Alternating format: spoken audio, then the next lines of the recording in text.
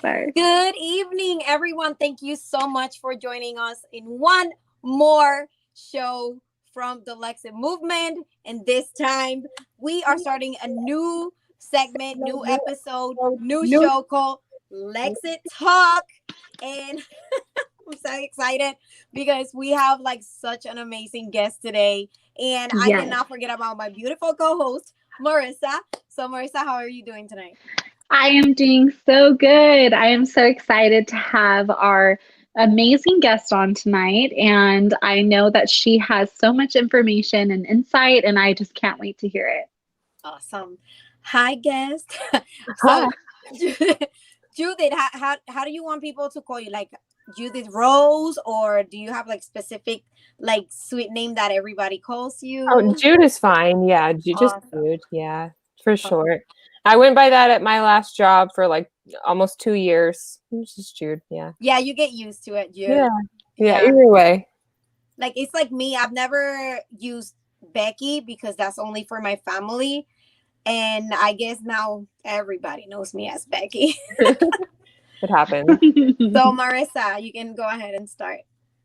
I am just so excited. And I know that we were talking about this backstage, but I want to bring it to the forefront only because I feel a lot of people relate to you and resonate with you in regards to once being on the left and transitioning, not necessarily toward the right, but coming to the truth that Donald Trump is not, in fact, a racist. He is not a xenophobe. I mean, we've heard a bunch of labels that have been put on our president.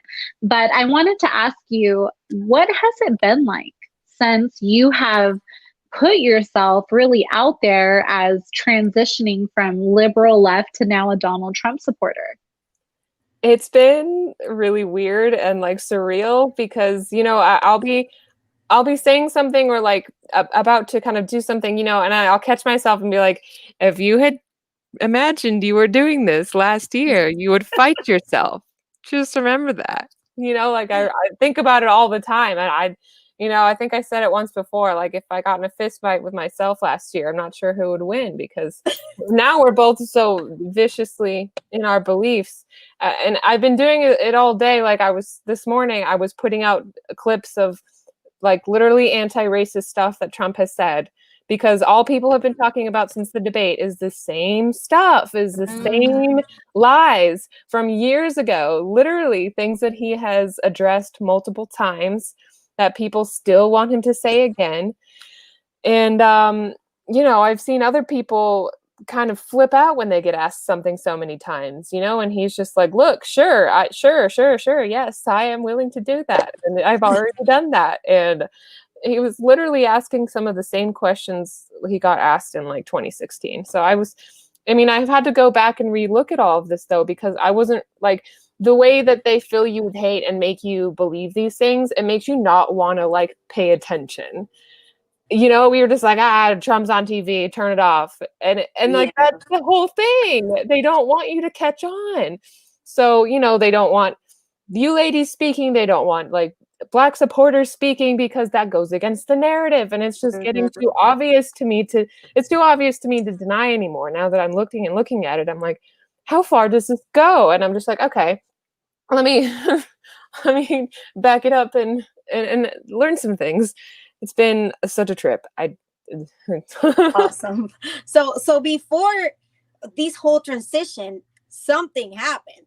Something Yeah. must have happened that ticked and said, wait, what is going on? And Mhm. this is one of the reasons you're here tonight, because I will say your testimony, your experience can talk for so many people, because there are many people like you that's been through what you've been through and have the awakening that you had. So can you tell us a little bit about that? Oh yeah, for sure. I get asked that. That's one of the commonly asked questions I get. But there was a lot of things at the beginning of the year. I was working at a dispensary, and we were starting to kind of do the COVID lockdown, and I was like, this is pretty intense. Like, and if this is real, we actually need to be taking more precautions. But like, how do I feel about that? And then things at work started shifting around so much that it was like everything's hard to keep up with as it is at a dispensary because it's a gray area legally. It's just medical out here. So things are always changing anyway. And then throw COVID on top of that. And I was like crying on my way to work kind of thing, like all the time, just like, I don't know if I can do this anymore. And, I was just like, this virus stuff feels purposeful anyway. Like, why do I feel like they took it out of a lab and started this on purpose? Because I started looking into history and, I started looking into Black history because I was like, well, I want to educate myself and I'm not a hateful person. So I'm going to go support my friends. And so I was going to some of the protests. And then I started seeing like shifty things happening with the protests, and the bricks that were being set out on purpose. It was like they were trying to incite violence. I was like, okay. So when you look into the riots in the past, in like the 90s, it's just a repeat of history over and over and over. Like Rodney King was similar to George Floyd. It was like a public execution. Nobody got justice, riots, destruction. And I was like, on an election year, no less. And so this is a formula that happens over and over. Yeah. That they have to keep it going. They have to project this energy out and make America like destroy itself so that they don't have to do it. Definitely. So I was like, okay, so if we're in this backwards world, that means that whoever's trying to help will seem like a villain. Oh no. It all just kind of like fell into place after that. And I started studying World War II, and that was a big deal for me because that was like Operation Paperclip. That's when all the Nazis came in. I was like, oh. Yes. Okay. Thank you so much. Finally. Thank you. You can't just do that with no consequences and act like they're not war criminals and Nazis. I was like, that this has generational consequences. I was like, this explains so much. And I just, I went down the 20 different rabbit holes. I'm still in them. And nothing will ever be the same. Yeah, no, that's true. Go ahead, Marissa, with your question. No, I just think it's amazing. This is stuff that we have been researching obviously for so long. Operation Paperclip and a lot of the Monarch stuff that goes on is stuff that a lot of people have a hard time digesting. They have a hard time recognizing that is in fact things that our own government had done against us. So I want to ask you, when you found this stuff out, how did you digest? How did you digest that and then come to the conclusion? Well, I mean, I've had time, I quit my job because mostly I needed self-care. I was getting depressed and, I was just like, I don't know what's going on. And this has happened to me before. So I just need a little bit of time. I have like some savings. I don't care what happens because they weren't giving me vacation time. I asked for vacation time and they were like, maybe in a couple weeks. And I was like, cool. No, I needed it yesterday. So I was like, I can't. So I just took the time, and meditation was really important for me. My kitty. Every time I'm streaming, he's like, hi, hey, hello. What? Hi. So meditation was super important for me, and I had to literally just sit with myself and just let it process and be like, okay, well, I'm angry, but I don't want to be angry anymore.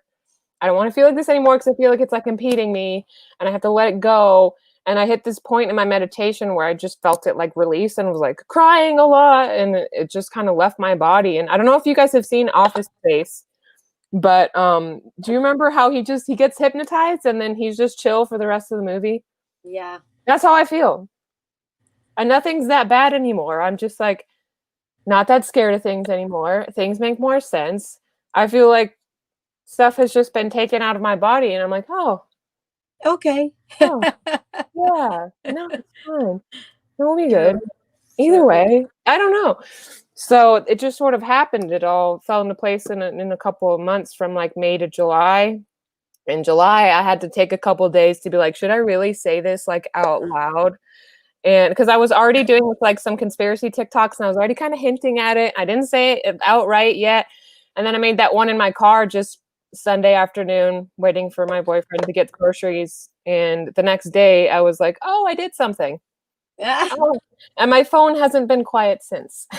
Wow, which is amazing because like I said before, you have been the voice of many people that have been through what you're been through. And what a time to actually wake up. There's a couple of things that we're gonna go through that I've seen. Everything we're gonna talk about tonight is this is an open conversation, but I want to base it on a couple of your videos because they're very good. And in one of the videos, you were saying that one of the reasons also that kind of like woke you up was the abortion topic. Yeah, that was weird. It was weird because, like, I mean, I've always gotten support from Planned Parenthood my whole life. I never thought about it. I was just a kid who needed some birth control, that kind of thing.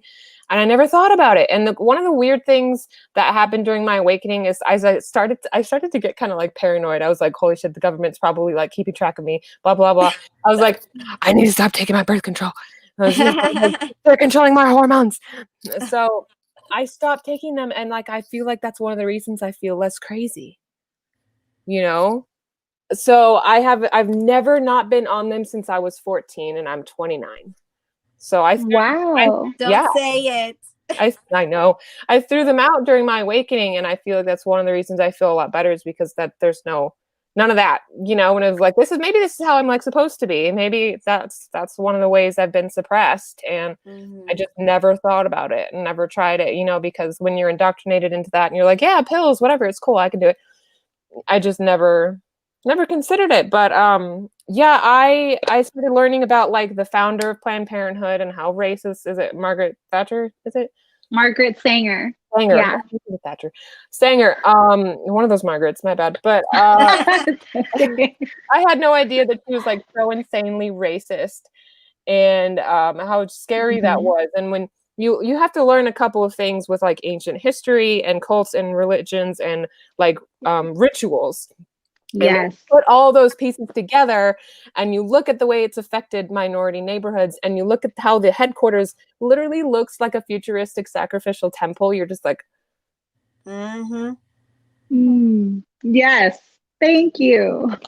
You know, so I mean, a lot of people will throw that out as they're like, no, coincidence, no way, that doesn't happen anymore. But I'm like, you guys, that's what they want you to think. So exactly. No, and the laws, sister, you know these laws, crazy laws, and you've been in California, you was raised in California, you can cover some of these laws right now. They're insane laws about abortion. Absolutely. I mean, abortion is provided to children who are in high school. They're able to not even tell their parents. They're able to have transportation, have the procedure of abortion, as well as being taken back to school, all the while their parent does not need to consent or know that that procedure has even taken place. I personally have accompanied multiple people in going to get abortions that their family knows nothing about. And it's so sad because this is not only accepted by public education, which is taxpayer funded, but this is celebrated as quote unquote women's empowerment and women's rights. And so I'm really big on the medical freedom movement. That's something that is where my heart lies. I'm anti-vaccine. I do not believe in vaccinating.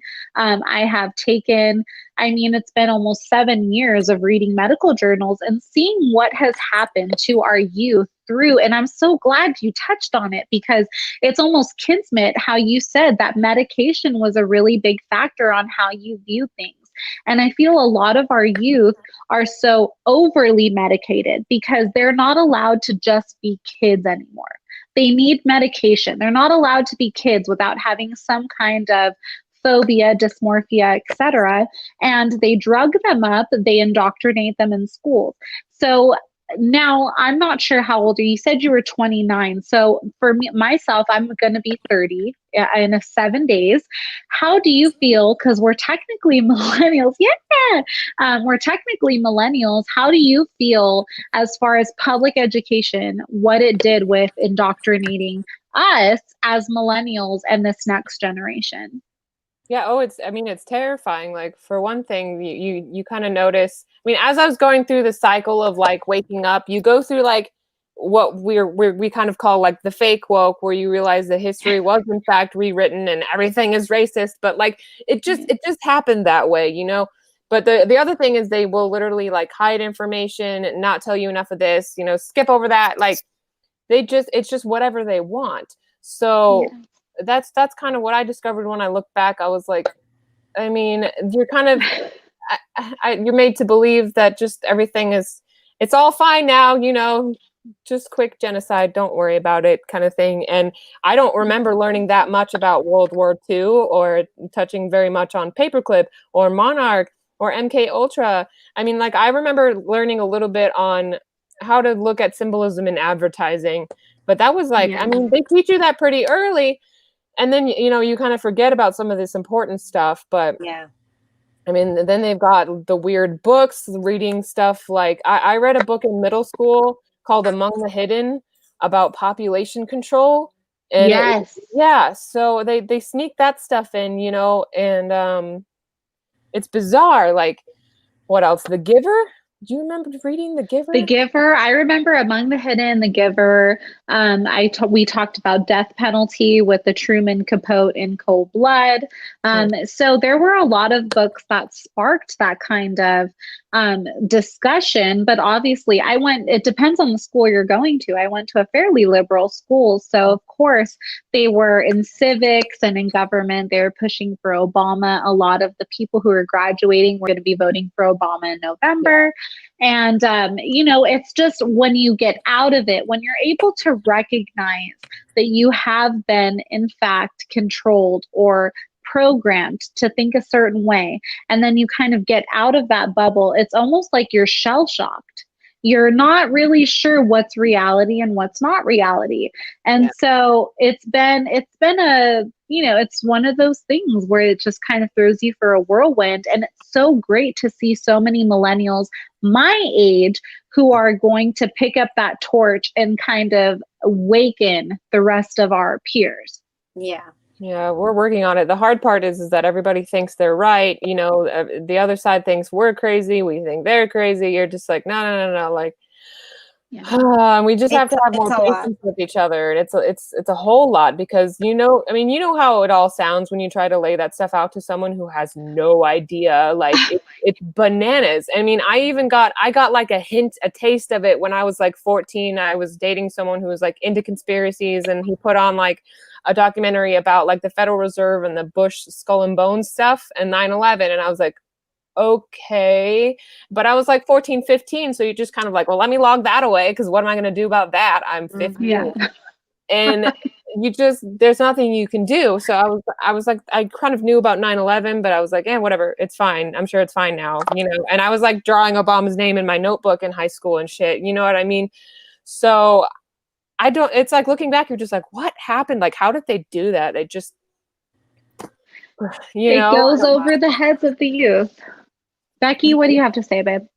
Now, besides all of this, I have a follower who's watching. He has a question, and that's one of the questions that we had anyway. So let's throw it out there right now. And this is probably like one of the most common questions because I get this asked a lot. And Marissa too.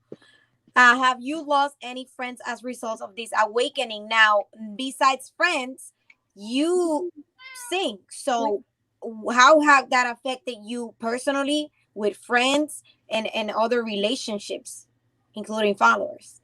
Yeah, it's been overall like overwhelmingly positive, honestly. Like, that's been the most surprising thing. As well, I did experience some personal drama, and a couple people fell out over a few weeks. It really wasn't anything I couldn't handle, because it was like the one to five people total, maybe. Like, I can probably count it on one hand, maybe two if I need to. But it's like, I barely notice it anymore. I mean, I've actually made up with a family member and made up with a friend as well. So it's all kind of canceling out. I mean, some of it has to, so there's some other things in the family that'll probably work themselves out in a couple of years here. But, I told somebody, I was like, look, we obviously can't talk right now. So you can either email me, or I'll talk to you, I don't know, after the election next year. I don't know. So I just don't put up with it, because I can already tell where it's coming from. And, it was weird. One of the first blowouts I had was when I was starting to go viral, and I just didn't know what that really meant. And so I like retweeted this bitter comment from a friend who was clearly vague tweeting me because I had just been speaking to him on Instagram and I had just had to block him because he had responded to a story post of mine as if it was a personal attack on him. And I was like, bro, that was not aimed at you. And I was just like, hi, how are you? Like, haven't talked to you in a while and you just want to start an argument.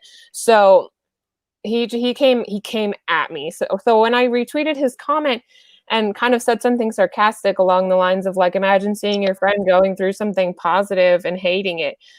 And somebody like doxed him and found his information and it's kind of intense. And I really didn't mean for that to happen. I didn't ask for it to happen. I didn't expect it to happen. So I was like, let me just not do that anymore. My bad. And I, deleted it.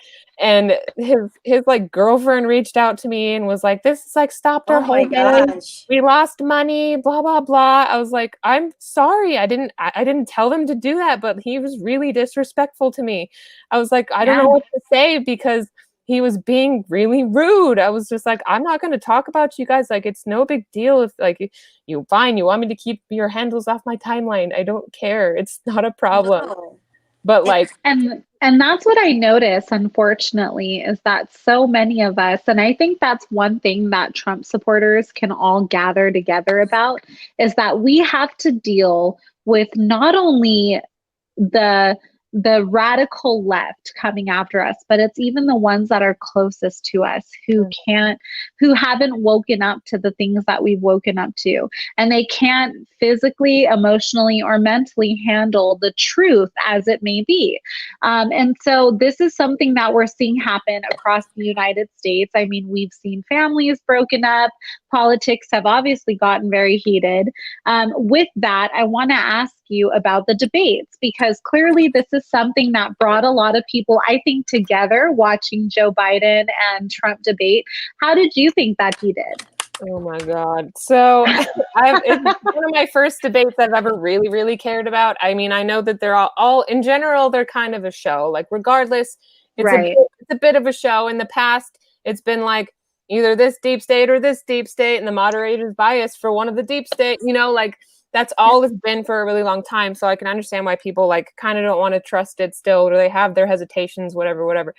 But regardless, I was just infuriated at this moderator. I was just like, clearly he is scooping in for Biden, because every time there was a question that got out of hand or, like something that went a little off topic, he would swoop in and fix the situation. And Biden was barely answering questions. His main argument was like just being anti-Trump and just shitting on him.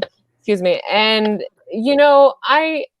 I was like, this is clearly biased. I was like, I can't believe they're not shutting this down.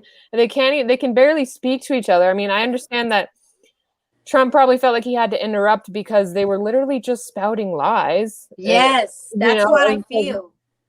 I understand being mad at that, and I wouldn't necessarily want a president who will just stand by and take that either. So it's like, wouldn't you want him to like correct facts? But the thing is, people think that he's lying. I mean, I would have felt the same way a couple months ago. I would have just been like, whatever, you should tell him to shut up. That's funny, but that's just childish. That's just childish. And that's not an answer, and it's not an argument. Telling someone to shut up or calling them a clown. I mean, and then denying things you're literally on tape doing. I mean, Biden was filmed telling troops to clap and to calling them stupid bastards. So thank you. It is recorded. Love you, stupid bastards. I was like, oh, he said something else like, must be slow down here. Like he followed that up with something bad too. And you can see the troops behind him just kind of like, okay, but a lot of them are kind of used to being disrespected anyway. And there's a lot of BS in the military. I'm an ex-military spouse. My ex-husband was in the Army. My current partner was in the Army for 8 years. And he's also Hispanic, so I've learned a lot. And they take that from their commander-in-chief, but from somebody who's no longer in office, it's just plain disrespectful. Yeah, it's and have you ever heard anybody else tell the president to shut up? Never. I don't think so. Ever. That's so disrespectful. And then he also called him a clown. Yeah. Yes. It was every time it was disrespectful. But I don't want to justify the president interrupting all the time, because even us wanted to be like, calm down, baby. Yeah. Papi Trump, calm down, Yeah, Papi Trump. really. But he was frustrated because, like you said, he was continuously spitting out lies and having to debate two people. Mm-hmm. It was just such a mess. It's like, oh. It was a hot mess. It was such a hot mess. It was a disaster to me, and I hope we have a better debate this month already. I think it's gonna be on the 5th, if I'm not wrong. So hopefully we get a better Absolutely, debate. Jesse. Absolutely, Jesse. We agree with you. Hi, Jesse. What up? So Yeah. I want to ask you something based on a documentary that I saw this morning, in which this lady was interviewing the Proud Boys, right? And they were just saying their facts. We're not sexist. We are just a men's drinking club. Just like the Women National Society, they only can be women, and in my end, well, this is a men drinking club, so it's a men thing. It's nothing about being a sexist. We love our wives. We empower our wives. We lift up our wives. It has nothing to do with sexist or anything like that. And then on the other hand, okay, we all know now, because this is being like, the Proud Boys are now more famous than ever. Thank you, Biden, and thank you, Wallace. It's funny because it doesn't take that long to search out. and this is a group that it's have just been on the front lines when it comes to many activities, and they do a lot for the community wherever they are, right? But people think, whoever they believe in the media, they think they're white supremacists, when at the end they are like, for what he was saying, it was like 68% are people of color, Latino, Black, Asian. They have a little bit of everything. He said that they even have liberals as part of the Proud Boys. Yeah. Okay, because it's a drinking club.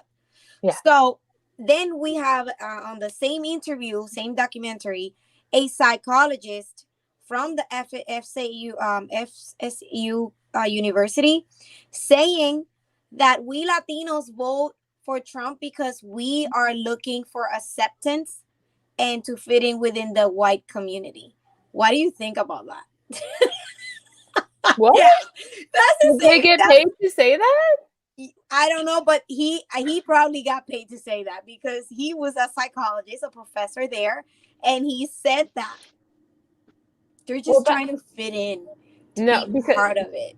That's what I was. It goes back to what I was saying earlier about the narrative and what they're trying to maintain control of, which is the racism thing, so that they will. I mean, the indoctrination goes really high up to colleges and literally important people like doctors and psychologists. So experts, yes, they could. Experts can very well be paid, or at least manipulated into manipulating other people, whether they know it or not. They think that they're diagnosing someone when it's just they're just part of the machine, like it's just the narrative. It's so widespread. It's so widespread. And that's what people don't understand. I mean, we look at politics as if it was 50 years ago, not understanding the technology, the manipulation, and the propaganda that goes into what it takes to switch someone or keep someone mentally enslaved into the same ideology. And that's why I loved your video so much, because it shows that no matter how much you try to program someone into believing something, when they wake up and they will seek the truth and they will search it. And that's what I think is absolutely so beautiful about your testimony, because that's what we hope for. I am not conservative or super right wing. I am just someone who seeks out the truth. And that's why when we found Donald Trump, we loved him, because he was someone who was not a politician. He is just a businessman who was sick and tired of the BS and wanted to come in and fix everything. And so I think that's like what a lot of people see when they take that red pill. you know, they take that red pill, and then it's just like the Matrix. They take the red pill and then everything becomes truth to them. So I have to ask, I know we've talked about family and friends. What do you see? I mean, as far as the Republican Party, what do you see as their biggest downfall when talking to liberals? Or what's something that maybe on your side that you felt was a really huge disconnect between Republicans or conservatives trying to speak with you about these issues? Well, they can be, I guess, sometimes I notice some extremism, like as far as like religious goes, and like Mm-hmm. some people really are kind of homophobic and anti-gay and like way over Mm-hmm. there, you know, like, well, no, that's still wrong, and that's still, you know what I mean, this, and like even down deep down the rabbit hole, you know, people end up still being afraid of like gays in certain groups because they discover that there's this like dark agenda to push pedophilia through these groups. So they just condemn all the groups. And I'm like, you can't, it's, you have to go to a case by case basis here, you know, like there are people just trying to live their lives and be happy. And like, I'm all for that. You know what I mean? Like if you feel like you want to change yourself to smile when you look in the mirror and you're in love with someone who's the same gender, who cares? You're just like lucky to be in love. If you ask me, that's great. So it is what it is. But, you know, I've had some pretty intense people at one point. There was this one person who was just kind of overanalyzing everything and sending me a lot of really heavy religious stuff. And I was like, I'm out, you know, like those are the people that I can't even speak to. And they're really boxed in to religion, which is a whole other, I mean, it's a whole other box. It's a whole other form of slavery, of limited thinking. So that's the stuff that I'm still uncomfortable with right now. I always, you know, I always say that this movement, the Trump movement, the Make America Great Again, the Keep America Great Again, has a president, has a leader that has been working for everybody, for all groups. He's working for everybody. He's working for the Latino, for the Black, for the gay, for the Hispanic, I mean, everybody.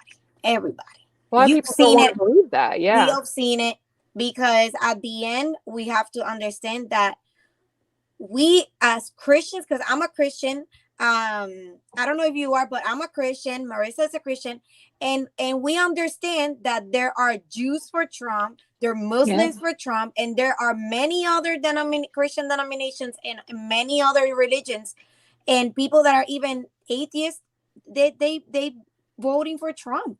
Yeah, including homosexual. Yeah, including homosexual. Yeah, that has nothing to do with the vote here, and we cannot mix the political. Now, where Christians need to focus on the politics is on the policies that goes against our, faith. Yes, If you see that something, the policies go against our faith, then we'll be like, you know what? We need to vote for Trump because this is who we got voting for because of this or this and that. But when it comes to Biden, he haven't done anything for us at all. Nothing. For the Latino, for the Black, for the gay, for nobody.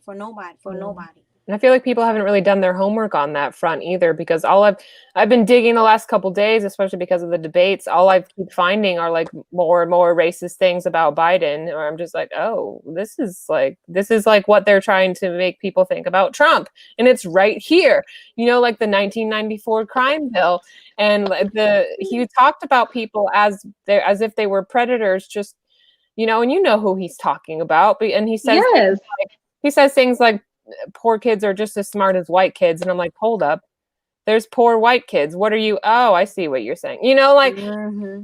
That's racist. So, and then there's all these things that you'd think that with the left being so obsessed with digging up history and stuff, that they would be dragging Biden. But no, it's like they literally can't process it. Yeah. I agree with you. I agree with you. And that's something, coming from Becky and I are two people. What I love about Becky most of all is that she is one of the most loving people that I've ever met. She will meet someone. She is. She is one of the most loving people that you will ever meet. And she just meets you where you're at. She is a woman for the Lord. But this is where our movement, I think, needs to understand that there are more people who have conservative values, who may not necessarily have the religious aspect, but they meet you on core American principles. And so this is something that I think we need to really bring together. And that's what I love about our Trump movement.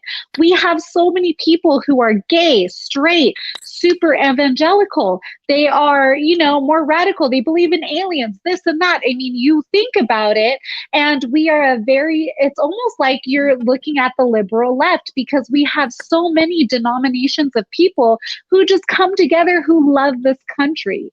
And that's what I felt when I watched your video. It was someone who had woken up to the fact that this has all been a lie. We have been spoon-fed lies for our entire lives. And we are sick and tired of being villainized as people who are racist, homophobics, all because we believe in this one man. Right. Absolutely. Yeah. I mean, I immediately just had to absorb all of that. When I woke up, I was like, oh my God, like, this is bad. I was like, it is. None of these people, I was like, okay. Cause like, when you're mad on the left and you're asleep, you're like, oh, well, they must hate themselves. And you're just like, yeah, because they'll justify it to themselves however they want to, if they don't want to believe it. Absolutely. So then that's what I'm saying is they literally, like, you can show these clips of Trump saying anti-racist things, and then people will still say, oh, it doesn't matter, he flip-flops too much. And I'm like, really? Because he's been saying these things for 20 years. Do you call that flip-flopping? Because there's a video from 20 years ago of him denouncing David Duke, calling him a racist, a bigot, and a problem. That was 20 years ago. So how was that flip-flopping? Thank you. Okay. For anyone listening in the back. Yeah, for real. Anyone in the back. And I also, just as a side note, speaking of like the debates, I don't know if you guys were looking at some of the things that were being passed around the next morning, but like the debater's father, Mike Wallace, was in Epstein's book. So I saw that. Yeah. I saw that. And I mean, it is what it is. And this is something, thank you, girl, so much for bringing this up, because the tea, people can't handle that tea. No. But let me just tell you, Becky, we know about Epstein and his flight log list. Girl. We do, but I didn't know that he was on it. Yeah. I mean, knowing what we know about generations and how these cults work and how their business has been working, I don't doubt that he either just knows or is involved. I mean, he must at least know. Yeah. It's such great. You're just like, no wonder. I was like, no wonder. When I found that out the next day, I was like, oh. So all these people were like, with Project Mockingbird, it's like there's Project and there's Operation. I think they're slightly different. I want to say it's Mockingbird. That was the propaganda machine.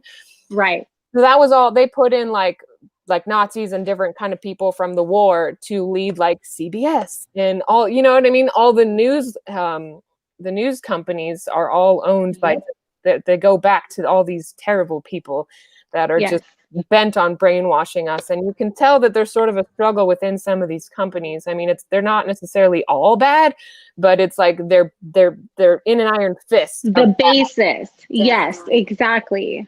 Yeah. I wish we could have some mainstream media that we could actually trust and Breitbart, and be able to share, everything that's going on. You know what I'm saying? Like, if you don't want to tune in, don't tune in. But like, this is it. Like, but we have in our side, in the Hispanic community, it's so rotten. We don't have not even one mainstream, not even one. Like, at least here we have Fox that sometimes they go, down the road with the left. Yeah, they're kind of. But the majority of the time, we can feel like a little bit of relief when we see a good anchor or somebody that's giving their facts. But when it comes to like our Hispanic community, we don't have not even one reporter Nobody, because they're fearing of losing their jobs, because they rather lose their jobs than, I mean, they rather keep their jobs than, you know, opening the eyes of their people, because they're destroying us. They're destroying our community by sharing lies, by just portraying the wrong thing. And to me, that's wrong, and that's so harmful. And to me, that's what I call a sellout. That's what I call a sellout Latina or Latino. That's what I call somebody that is a fake Latina or Latina. When you call me a fake Latina, or like, oh, I'm a disgrace to the Latino community because I am voting for Trump, you are a disgrace, because you're the one lying to your own people. Yeah.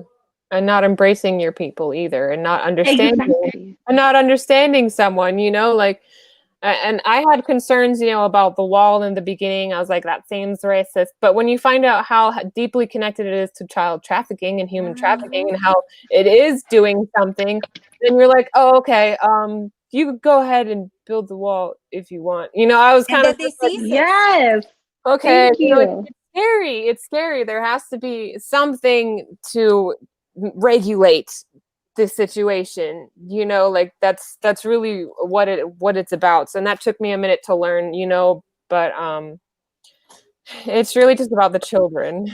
Yes. Thank God. Yes, it's absolutely about the children. And if you guys don't know, please research. I mean, Donald Trump, this is one of the biggest debates. And I'm so glad that you brought that up, because ultimately what we are here for is to make America great again and to save the children. Those are the only two kind of things that I see in my line sight. Child trafficking is something that I'm extremely passionate about. And it happens on the border every single day, you guys. It happens multiple times a day. These children, I have had so many Hispanics write myself or Becky and ask us about how we feel about the wall. And I'm sure yourself as well. And this is something that you guys don't understand. People take advantage of loopholes. Our country has people's best interest in heart, not understanding that not everybody who crosses that border has that same intention. They are trafficking children, and this is something that needs to stop. America is the #1 consumer of child pornography, and this is something that needs to be said. It needs to be broadcasted, because ultimately we are the next generation. And I am so happy to stand beside you and Becky and Lexit, promoting to save the children, because that is what we need, is to save the children who do not have a voice. Absolutely. Awesome. They can't talk about it, so we have to talk about it. Awesome. Yes, absolutely. That's my mom right there. Sorry, that was my mom getting me all emotional. So stop it. So now we're gonna wrap it up with the politics, because I want to talk about a little more about your projects, because we have a few minutes left. And I just want you to just tell our followers, and I'm pretty sure some of your followers are gonna be watching later when you share this video, what is Judith doing? What is Jude doing today? Where she's heading? So in general, okay. So, you know, I just kind of like left the job world behind for right now, because I felt like this was more important, and creating and putting this message out, and also just like getting people through it with like some humor, you know, and just trying to kind of lighten the mood, but also inform people at the same time. I've been doing nothing but research. Like, I write blogs on my Patreon. You can, you know, pledge if you want. I have some free writings. There are some resources if you want as well. So every day I'm like, what can I create and how can I wake people up? Even if it's just like a 1-minute video to start a conversation, because that can really help some people as well. So, I mean, I'll put something up on TikTok, or I'll put something up on my blog. I've got a shop now that I'm selling merch on. I just started a YouTube series, so I put out a little like mug design for my YouTube series. Cool. And I'm committing to that like 1 to 2 times a week. I'll likely do it tomorrow, just because the debates just happened, and so people are looking for an episode. But yeah, episode 1 was like Monday, Monday or Tuesday. So that just happened, and I'm just kind of on a roll and just making stuff and just living it, because this is what I feel like I should be doing, and letting the universe just take care of the rest. I mean, a lot has happened. I've appreciated it. Yeah, I've talked to so many different people, and like people I never expected to meet or talk to, like the cast from Out of Shadows, the stuntmen, Brad and Mike. Like I spoke to them on a live chat in the Matrix Groove Show. I've spoken to Liz Crokin. I've talked to a Google whistleblower. I've worked with John Paul Rice after he put out his own viral video talking out about Hollywood. He got a hold of me. Yeah, he got a hold of me to help him answer some questions for his followers. So I was helping him send out resources. I was saying thank you to people for sending, their stories. And it's just been a whirlwind of stuff. And, I have like possible opportunities coming my way next year with some of the people that I've met. But I'm just taking care of myself for right now. I don't really know where it's going, but I feel good. Girl, you are destined for amazing things. Clearly, you are being used for light and for good. And that is something that you should be so proud of yourself. I mean, this movement, one thing I love about our Trump movement is we take whoever you are, where you're at, and just move forward. And to see that kind of momentum, girl, you are destined for big things. That's awesome. And thank you so much for being so humble to reach out to us in a way that, I remember talking to you and you answered me right away. We had a great conversation, and that reminds me of how Marissa and I are, because a lot of people don't answer their DMs, and it comes into a time that is very overwhelming because you get so many I get a lot. But I like to answer to them because I was a follower once. Yes.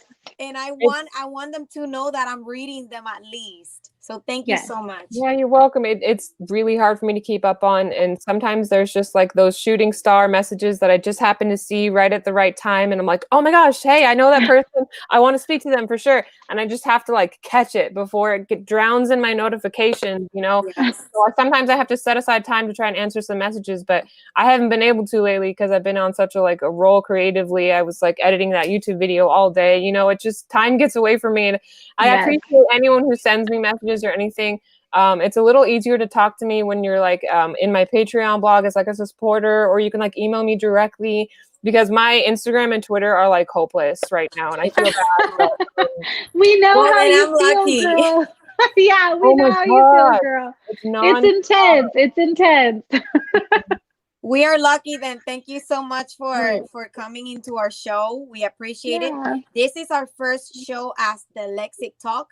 We used to host Lexit Ladies Night, but this is a little shift. We are bringing more guests. Stay tuned, guys. Follow us on Instagram and our other platforms. You can see Marissa is at Puerto Rican Patriot in the majority of her platforms. I am as La Trompista on all my platforms, all platforms out there.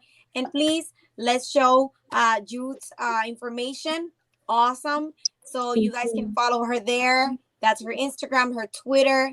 And you guys can also go to her shop and go to Spotify as Judith Rose and add her to be part of her listeners. Thank you so much. Guys. Thank you so much for watching. Thank you. Have a good night. Good night.